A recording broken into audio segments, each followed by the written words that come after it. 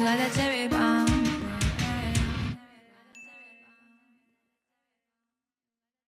Welcome to Breaking Beauty Podcast. Dr. Michelle Henry, thank you so much for joining me. Unfortunately, Carlene is not here. She's here in spirit, but we are thrilled to have you on our show today. And we're talking about like one of my favorite topics, close to my heart as a beauty editor, sunscreen. I mean, I always tell people it's the number one anti-aging thing you can do. So we're going to dive into that today. But I just feel like there's so much media right now around sunscreen and SPF. So I want to like get your opinion on some of these headlines I've been seeing. Number one thing was the Washington Post story. The headline was Gen Z would rather die hot than live ugly. And it was basically about the return of tanning beds. And it's gone viral. Page 6 has picked it up. And I guess it's a lot to do with like a lot of influencers that are wearing a more tanned look. But why, what do you think the disconnect is there? Because we know and we grew up in the last like 15, 20 years knowing tanning beds are like the enemy to good skin. So what's your take? As a dermatologist, I lost a little sleep over this one, like a lot. I love Gen Z. I love that Gen Z is, they're trailblazers, they live by their own rules. In many ways, they're anti-establishment. And as the little rabble rouser in me is like, go for it, Gen Z. But this is not one of those areas where we want to push back on. We have well-established data that UV light is a carcinogen. Yeah. That is it, and there is no safe level of UV light. And while being tan today might be a trend, skin cancer is never a trend. Yeah. 20 years from now when they're having, I don't want to ever see any one of them for Mohs surgery when they're having scars. And beyond the aesthetic portion of skin cancer kills patients each and every day. Melanoma, non-melanoma skin cancer. And so that's not hot. No, it's really not. That's not hot. It's one of those things that it's because you can't see it happening in real time. I think people just don't understand how damaging it really is. Yeah, and I think that you're exactly right. You may see sunspots, you may see freckles. Yeah. It's hard for you to understand those DNA changes that are happening. Yeah. And that once you have reached that tipping point, it happens again and again. So it's not that you get one skin cancer and then you never get another one. Your risk for having another within a year is significantly higher. Oh, interesting. Like I tell my patients, it's like the straw that broke the camel's back, right? So once you've had enough that you've broken the back, just a little bit more is going to tip you over again and again and again. And so it's not like, let's do this until we get a skin cancer and then we stop. Once you've gotten there, you're there and you're in a dangerous place. It's already like too late. You're at risk. I mean, never too late. You can always protect yourself. Yeah. But you just don't want to get to that tipping point. Right. Yeah, that makes a lot of sense. And have you seen this TikTok hack? Carlene shared this with me. I did not see it. That's about faking a tan by eating a lot of carrots. Listen, is this an urban legend? I don't even understand this. So it's all about beta carotene. Okay. So beta carotene, there are many types of beta carotene. There's 600 different types of beta carotene. We get it in carrots and squash and lots of different vegetables.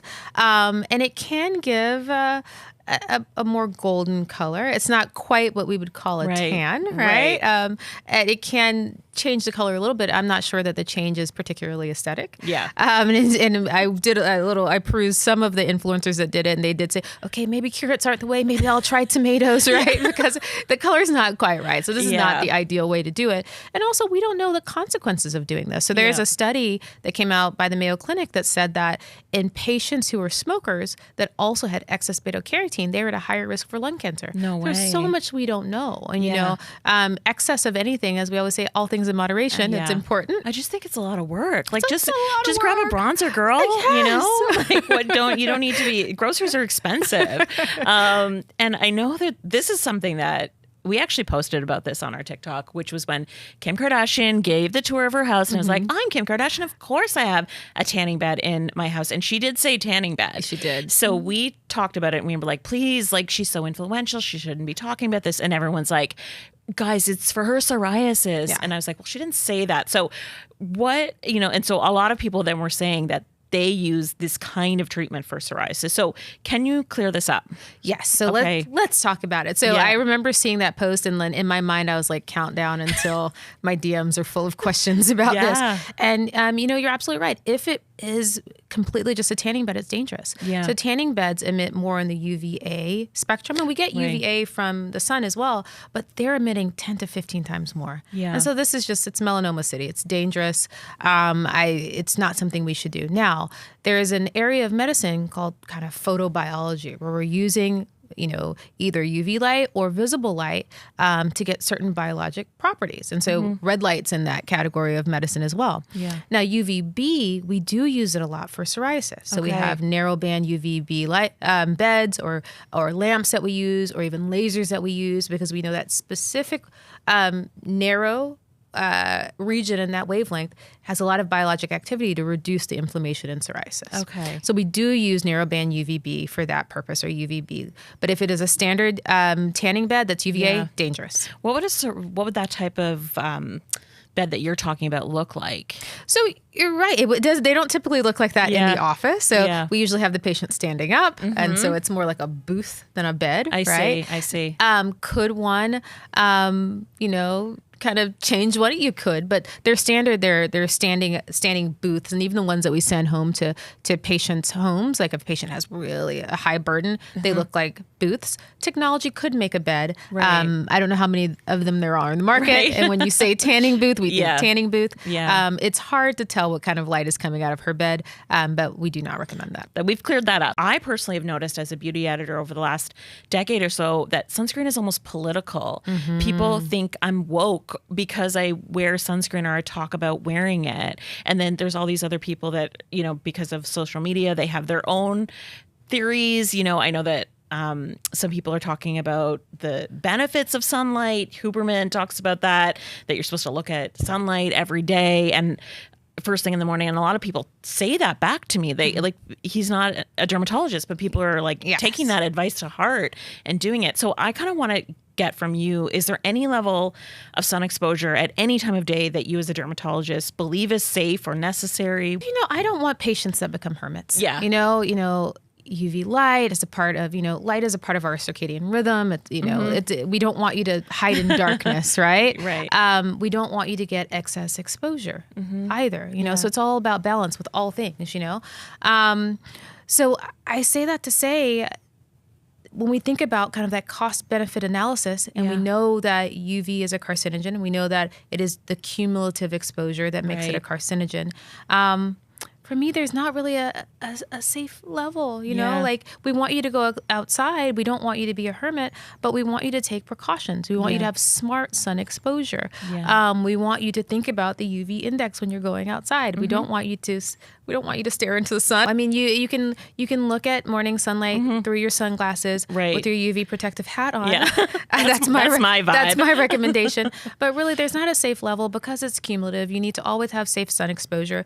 If it's about vitamin D, the safest way to get your vitamin D is through supplementation. Right. In places like New York City, we're just not outside enough to make super high levels either way. So most people need to supplement unless they're individuals of leisure that are sitting at the park for hours a day, right? So my recommendation is sunscreen, protect yourself, have a well-rounded diet to make sure you're getting sufficient vitamin D. Don't be a hermit. You can go outside so that you can feel aligned. Yeah. But don't do anything that's going to give you excess. So we had a ton of questions from our listeners, and a lot of them are just, I think a bit confused about certain practices and certain sunscreen products. And one of the big questions we had was about spray sunscreens, because I know a couple of years ago, some were recalled due to concerns over benzene, which I understand is the propellant used in spray sunscreen. So does this mean people should stop using aerosol sunscreen sprays? The conversation has reared its head again because we're seeing it in benzoyl peroxide products.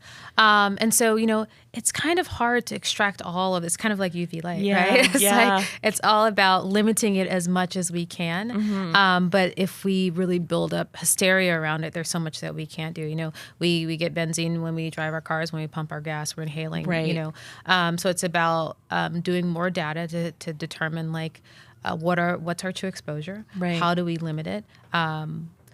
What is a safe level?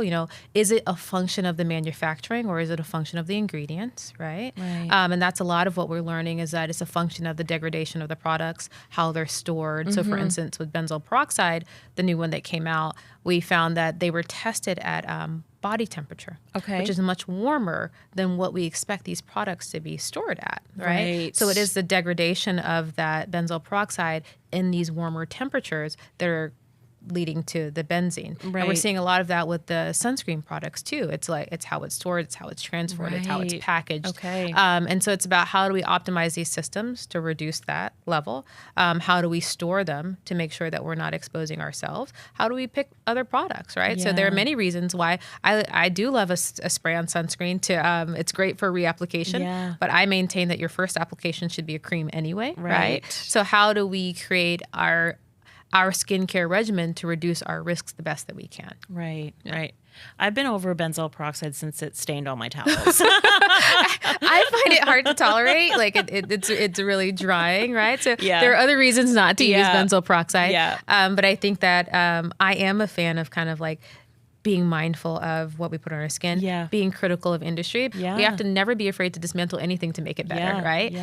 So I'm a fan of all of these groups that are doing this, but I think as consumers, we have to also understand when we shouldn't buy into hysteria and when we should just use the information to make better decisions and encourage more research so that we have better data.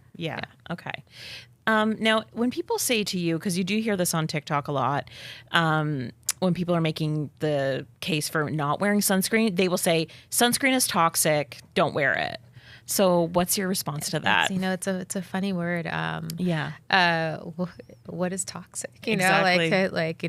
I don't see a big campaign against, maybe there are some, but some of my patients that won't use sunscreen will get their Botox. So literal botulism every 3 months, right in my forehead. So the toxin is in the dose with all things, right?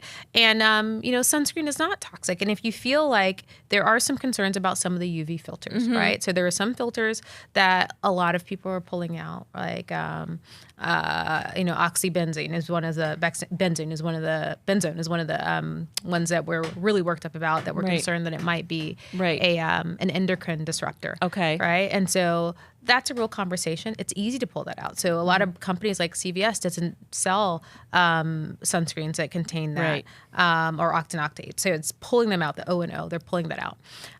So we can avoid the things that we have raised concerns about, but still use sunscreens. Right. And if you have concerns about a lot of these UV filters, more of the chemical filters, you can use something like the mineral sunscreen. So mineral sunscreens are inert. If they're not nano-sized or nano-sized, we're not absorbing them. They're sitting on top of the surface of our skin and they're reflecting light. And so I would say it's a great time to be alive for sunscreen. You can get whatever you want. You can get an inert mineral sunscreen or a chemical sunscreen. So it's just about finding the sunscreen that aligns with your skin's needs and your how you're oriented towards product. And so with sunscreens, there's physical filters and there's chemical filters. I personally prefer the ones that are like the duo, where it's like a hybrid of both. But what should we be looking for, like on the label? Yeah, so there's so many chemical filters. So there's upwards of 20. Sometimes there's a little bit of controversy. Is it 28? Is it 30? So there are many, many UV filters out there that are chemical. We again have 2 that are mineral, and the 2 that are mineral are blanket considered safe by the FDA. So we have some of the popular ones are homosalate, benzone. So there are many different mixes, but if you're having sufficient levels of titanium dioxide and zinc, I'm happy. So titanium dioxide and zinc, those zinc are oxide. mineral, and those are mineral. They're inert. They're great for sensitive skin, right? Exactly. And what about the nano versions of these? So that's a little bit of controversy. So there are micronized and there's nanosized. So nanosized can get absorbed. And we do see increased blood levels with the nanosized. So there's been a departure from doing the nanosized because we don't know, we're really making those nano-sized products because we want to get cosmetic elegance. We're in a place that with some of the tinted sunscreens, adding a little iron oxide to the sunscreen, iron oxide not only makes it tinted and makes it more beautiful and cosmetically elegant, so you don't have to nano-size it, but it also helps to protect against blue light. And blue light became a very provocative conversation over the last year. While we're getting tons of blue light everywhere for my patients that are suffering from hyperpigmentation, it's also important to protect from that. So there are many ways to formulate a product without nanosizing. Okay. I love that. Now, one thing that I've been hearing a lot about, and I feel like there's always a bit of controversy, is getting the right SPF protection at all. So like, how do you know for sure that what's on the label is going to be what's on your skin? When it says SPF 60, you know, you want to have confidence in that. And I know there people have grabbed them off their shelf, whether it's Consumer Reports or whatever, and they're like, this doesn't match what it says. Yeah. And that to me is kind of alarming. So do you have any workarounds with that? It's hard. Yeah. It's hard because we do believe what's on the label. Yeah. SPF tells us about UVB protection. Right. So that's also one of its limitations, right? It's telling us primarily about UVB. Sunscreens, part of why we don't have as many filters and as much innovation in sunscreen as we do in other countries is because sunscreens are considered a drug. Yeah. Right. And so because they are considered a drug, they are regulated in such a way that we should be able to trust what's on the label. Right.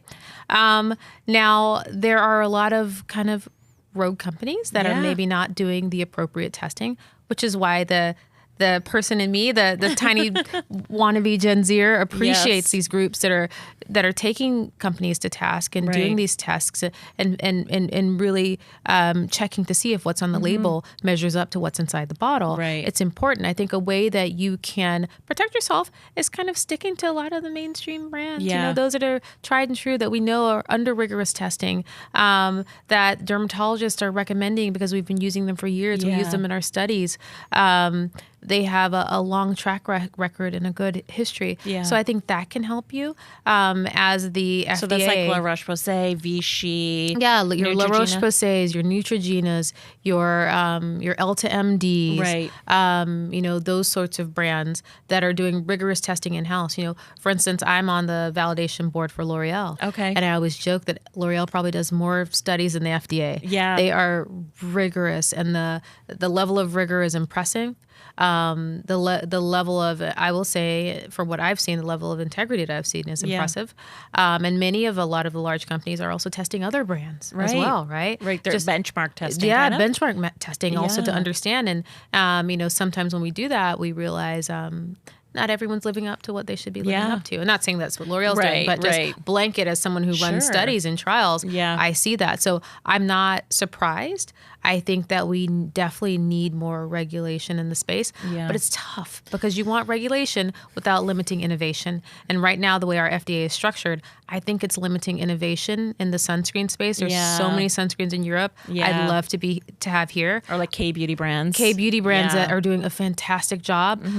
So we have to find a way to keep people safe, but also allow Americans to have access to the best because there's so much better out there that we don't have access to. Yeah. And I think that's the thing too, but the elegance, the cosmetic elegance you're talking about, you need people to want to wear it for them to wear it every day. Because if it feels gloopy, sticky, sweaty, greasy, whatever, they're not going to want to wear it.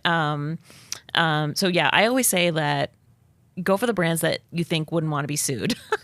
L'Oreal, Neutrogena. I love that. I love because they're going to make sure they're going to jump through all the hoops, beforehand. Exactly. And those companies that are wed to making sunscreen, they're under scrutiny. Yeah. And with sunscreens as well, you want to think about formulation. The way we test a sunscreen is based on the thickness of the application, right? So if this is if it's a sunscreen blush, you're not getting enough. If it's a sunscreen makeup, you're not getting enough. So stick to those traditional sunscreens and then build from there. Okay.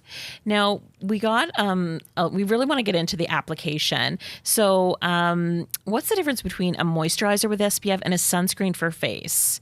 Which would you recommend for daily use and why? It's in many ways, sometimes it's a little bit of marketing, right? So if you want to push it more as a moisturizing product with other ingredients, then you're going to put moisturizer first on your label. Okay. If you want it primarily to be a sunscreen.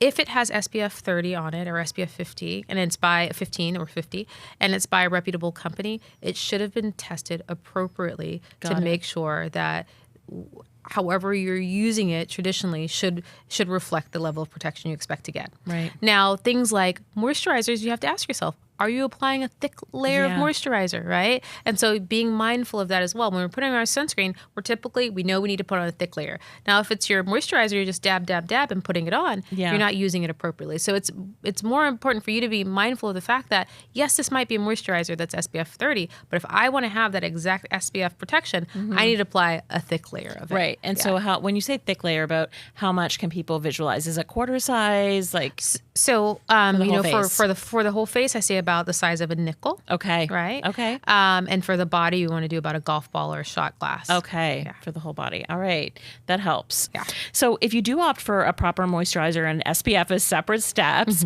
which goes on first? And does it depend on whether you're using a mineral sunscreen or chemical sunscreen, a hybrid one? Like, what's the deal? Yes. So, classically, the way they're classically trained to use the sunscreens is that when we're using a chemical sunscreen, it should touch your skin first. Okay. It does bond with the skin, and then UV light comes in, it dissipates that light as heat. And so you want to apply it, wait our 15 to 20 minutes, and then go outside. If you are layering it, have you put on your sunscreen. You wait a bit so that we don't dilute it, and then you can pat on your makeup or whatever you're doing afterwards. Okay. Now with your mineral sunscreen, that is the last thing on because we want it to reflect the light. And that works immediately, so we can put it on the skin. It will reflect the light, so that should go on last. Your chemical, we can put on first. Okay. And if they're a hybrid formula, does it matter? Oh, I love this, all the difficult conversations. When it's a hybrid formula, I typically will put it on first. Put it on first, and then you can layer on it. When you are layering, be mindful of the fact that you have your protective layer. So it's not a time to scrub on your foundation, pat it on gently. Be mindful that we're layering and you want to maintain your protection. Yeah, pat not rub. That's what I always say. And everybody listening, just because you're wearing SPF 50 skincare and then you put SPF 50 foundation doesn't mean you're wearing SPF 100, okay? Absolutely. It is not additive. In any way. I love that point. That's what my patients always say. So yes, it is. Put on your base layer. That is your protection. Okay. Is there an ideal time to wait between those layers? I want you to wait a minute or two. Okay. And that's with anything that we're doing. So let's say if I have a patient that puts on their acne medicine and then puts on their moisturizer, it's about a minute or two for it to absorb. Per step. Exactly. A minute or two for it to absorb and feel comfortable. You're not diluting it by applying the next layer. Okay, good. Put on a layer, walk away, put on a layer. Exactly. Okay. Exactly. I love that. And friendly reminder for everyone, the proper application, we talked about this a little bit, but I've seen a lot of people talk about this 3-finger rule for application. Do you ever see people doing that, or do you subscribe to that at all? For me, whatever is going to get you to put on more is more, right? Okay. Because again, we test sunscreens based on the thickness of the application. Yeah. So, depending on how generous the fingers are, 3 might be a little bit more than a nickel-sized amount, but that's sufficient. So, okay. And what's the best way to apply sunscreen on the eye, around the eye area, so it doesn't sting? This happens to me all the time in the summer. And one of our listeners, Emily, wants to know whether there's certain filters that typically cause stinging around the eye area. I find that the chemical filters cause stinging around the eye more than the mineral. So I'm a huge fan for those who are of those who are sensitive to use the mineral sunscreens. Okay. Yeah. Is there like an eye cream that has a mineral SPF in it? Ulta MD has a great eye cream that's good. Color Science. Yeah. Color Science has a fantastic SPF eye cream. Okay. So lots on the market. Okay. I love that. And from Sydney in our Facebook chat room, she wants to know, how do you make sure that your sunscreen doesn't pill? Because I think that also happens to people where they're like putting their makeup on top and then everything's rolling away. Yeah. It's also about, formulation too. So looking for something that's elegant. So one that I really like Supergoop. They have one called Unseen. Okay. That's really nice and elegant. There are some sunscreen serums that I like as well. So that is the Kiehl's better UV screen, which is quite nice. So it's about finding the right formulation that absorbs well, waiting before your next layer. So letting it dry before you put on your makeup. So you're less likely to have that pilling. But finding something that's elegant, light, fast absorbing if you know you're someone that likes to use heavy makeup. Yeah. I know that Tatcha just came out with their silk canvas. It's like a primer, but it's SPF 50. Yeah. And it's a really good product. So if people are like listening and want to know something that's going to last under their makeup, that's a good one to try. They just repackaged it too. It's better now. What about reapplication of SPF throughout the day? Because I think a lot of our listeners are very diligent, like myself, like Carleen, like you, where they're putting it on in the morning, but then they kind of are out and about during the day and they're like, oh, do I have enough on still? Yeah. You know, things have moved around. You're touching your face. Yeah. So for reapplication, again, another wonderful time to be alive for sunscreen. Your very first application should be cream-based. Okay. You want to make sure that you're covering every inch of the skin. But for reapplication, we can become a little bit more creative. Okay. So I love a lot of the powders. Powder is great. Again, Color Science has a powder that everyone loves. It comes in multiple colors. Even Hawaiian Tropic has a powder that's great. It's like $12. Oh, wow. Okay. And you get it from the drugstore. That's fantastic. Is it one of those ones that it's like a brush on the end? Yes. And you can apply it all over? Exactly. Okay. So it's a brush on the end. You can apply it all over. That's a great one. There are some mists as well. So like Supergoop has a great mist that you can do. Of course, we want you to be careful not inhale aggressively when you're doing it. Yeah. Those larger droplets in a mist are different from an aerosol. So it's you're a little bit less likely to inhale it, but still be careful. But those are great ways. That tone compact. So the compacts that you can dab on top of your makeup is another amazing way to reapply as well. That's the Skin Better one. The Skin Better I'm has a great obsessed one. with that product. Yeah, it's so good. And it's so handy for travel and everything. And it's just like, it almost has like a putty-like texture at the beginning, but you can kind of warm it up and just like pat it on. I like it. And it's beautiful and it's mattifying. Yeah. That's what I like about the tone compact as well as the powders, is that it's mattifying. So for those of us who are out in the summer, I know I get a little bit oily, so I like that 2-for-1 you get. Yeah, obsessed. Now, a lot of people, if they are wanting to get a bit of a glow for the summer, what should they do about adding self-tanners to their favorite sunscreen? So somebody asked if they could add their self-tanning drops into their favorite SPF that they wear on their face, or does that change effectiveness?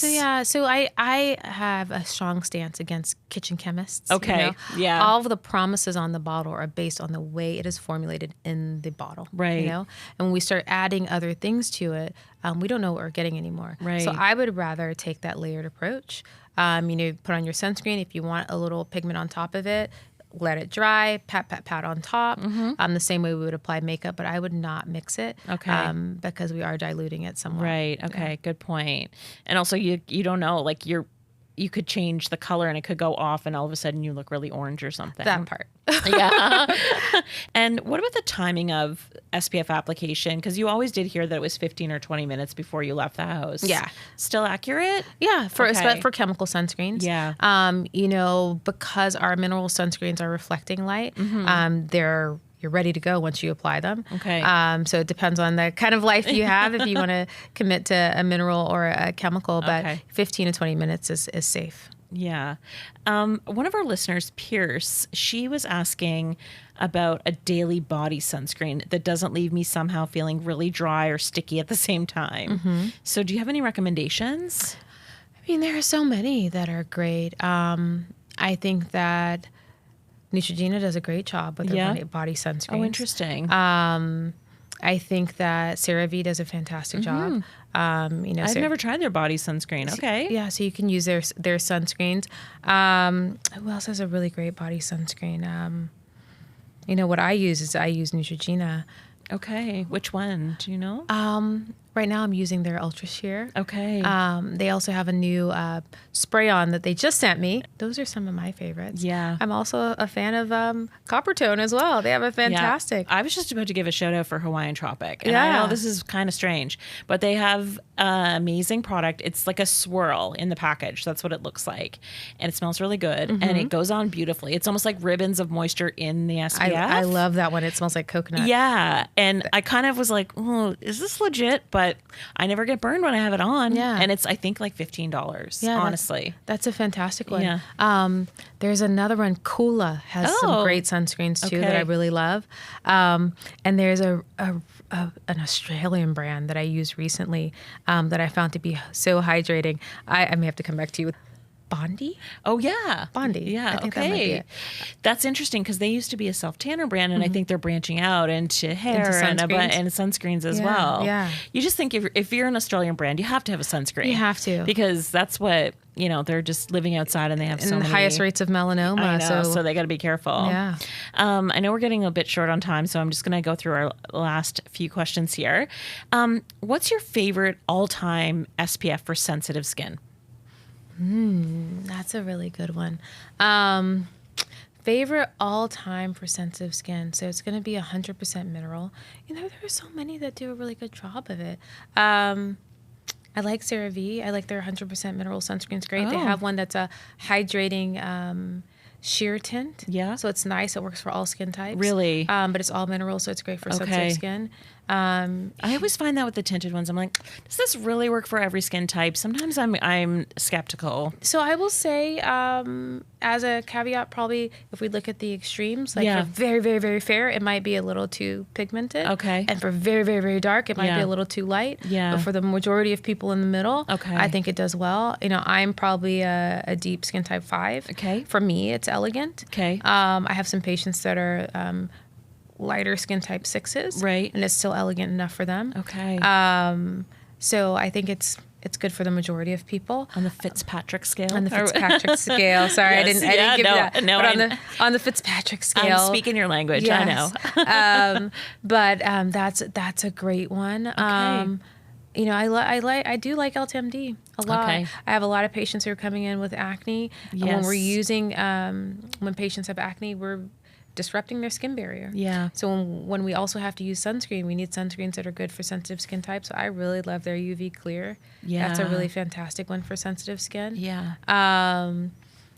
What other sunscreens do I have? Aveeno, they have a great one. They're kind of calming daily moisturizer with SPF 30. I like for sensitive skin types. Okay. And that kind of ruddiness that you can get with I like the affordability that you're not like shouting out like Augustina Spotter or something like that. I think sunscreen is a must-have. Yeah. And so I'm always thinking about the price point. I don't ever want my patient to not use sunscreen because it costs too much. Yeah. Save your money for your retinols and your peptides and and your Botox. And your Botox, right? And your lasers. Yeah. I think sunscreen's a place where we can do a really great job and not have to spend a ton. Okay. And what if you have really dry skin? What's your favorite for like bringing a glow, or favorite SPF that just works great on dry skin? So a super hydrating SPF. I think Kiehl's does a great job with having some hydrating sunscreens. I think that let me think if I had to think of what is an uber hydrating sunscreen for me. Again, you're right. I'm just a girl who likes drugstore brands. CeraVe, their ultralight moisturizer with SPF is great. Okay. SPF 30. It's uber moisturizing. It surprises me all the time. Interesting. La Roche-Posay. I like their melt-in milk. Yeah. I think it's still hydrating, but still quick absorbing. Okay. Who else does a good job? Does Supergoop have one for dry skin? I feel like they have that glow screen or something. They have the glow screen, and I thought of glow screen because you said that you want that glow. Yeah. Glow screen is great because it gives a glow, but that's kind of based on the pigments that they're using in it. Yeah. While I'm a huge Supergoop fan, I don't use that one because of hydrating properties. Yeah. It gives a glow, but it's not super hydrating. Right. Yeah. Okay. Yeah. So it's more that superficial thing. Yeah. One of our listeners, Kelly, she says, I'm seeing hats that now have the UPF marking on them. So that's, I guess, what does that stand for? UPF? Is it ultraviolet protection for clothing? I don't know. UPF, I think it's ultraviolet protective factor. Okay. Got it. And it is how we grade clothing. Right. So that's important as well. Right. Yeah. So do they all stand up to, like, if it says UPF 50? Yes. It's been tested as well, or what? It doesn't have the same rigor as see. SPF. Mm-hmm. And it is additive. Okay. But you're looking for at least SPF. You're at least looking for a UPF. Got it. 50. But it's not the same rigor. That's a fantastic question. Okay. It's not regulated by the FDA in the way that clothing, the way that SPF is regulated. So it's hard for me to say that every weave that calls themselves UPF 50 is appropriate, but UPF 50 should block 98% of the rays, which is what we're looking for, right? Yeah. So they're using language that's similar to SPF, but given that it's not under the same level of rigor, it's hard for me to say that every weave that claims to be UPF 50 is UPF 50. Right. A little bit of buyer beware though. You got to do your research. Yeah. And is like how many times you wash it or wear it, like does the protection wear off? Well, it's due to the weave of the product, the weave, the material, right? And that will wane with time. You know,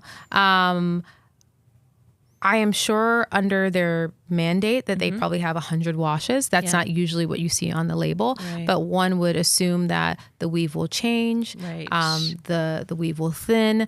So it is something that if it's UPF 50 today, will it be UPF 50 in 5 years? That's very unlikely. Right. Yeah. Good point. Okay. Final question for you, Dr. Henry. What is your all-time personal favorite sunscreen that you wear and why? Oh, that's a good one.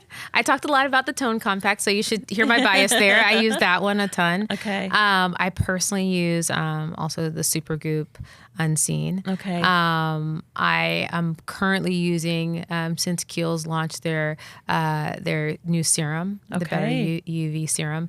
I've been using that one. And playing around with how layerable it is. And also what I like about that is that although it's a serum, it's so light that I've been patting it on top of my makeup. I like the glow that it gives me. So just playing around with different formulations to see what sort of protection I get. So that's what I'm using right now. But my face is just essentially a laboratory. Yeah. If you ask me in 6 months, I'll be using something else, right? Because I feel like that is my my charge to make sure I try everything for my patients. But that is what I'm currently using. Okay. I appreciate that. Thank you so much for all of your insights today and educating us all about sunscreen and debunking some myths that are out there. And we really appreciate it. Thank you so much. It's my pleasure.